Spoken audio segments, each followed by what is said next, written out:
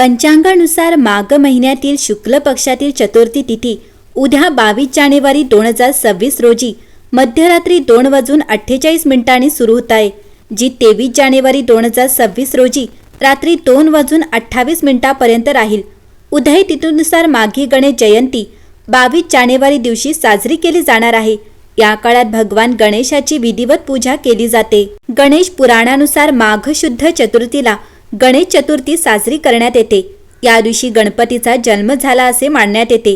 गणेशाने नरांतक राक्षसाचा वध करण्यासाठी कश्यपाच्या कुटुंबात विनायक या नावाने अवतार घेतला, म्हणून ही विनायकी चतुर्थी जास्त प्रसिद्ध आहे। या चतुर्थीला तिलकुंद चतुर्थी म्हणतात। षोडशोपचार गणेश पूजन करून तिळ मिश्रित गुळाच्या लाडवाचा नैवेद्य अर्पण करतात। कंदफुलांनी गणेशाची आणि सदाशिवाची पूजा करून रात्री जागरण करतात, म्हणून या चतुर्थीला तिलकुंद चतुर्थी असेही म्हणतात। या दिवशी धुंडीराज गणेश रूपाची पूजा करावी असे सांगितले जाते। काही ठिकाणी गणेश चतुर्थीप्रमाणे 1.5 ते 5 दिवस गणेश जयंती साजरी करण्यात येते। या दिवशी गणपतीची पूजा कसं करावी तर स्नान करावे। सकाळी लवकर उठून तिळाचे उटणे लावून स्नान करावे। स्नानाच्या पाण्यात थोडे तीळ टाकणे शुभ मानले जाते। संकल्प करावा। गणपती समोर बसून व्रत आणि पूजेचा संकल्प करावा।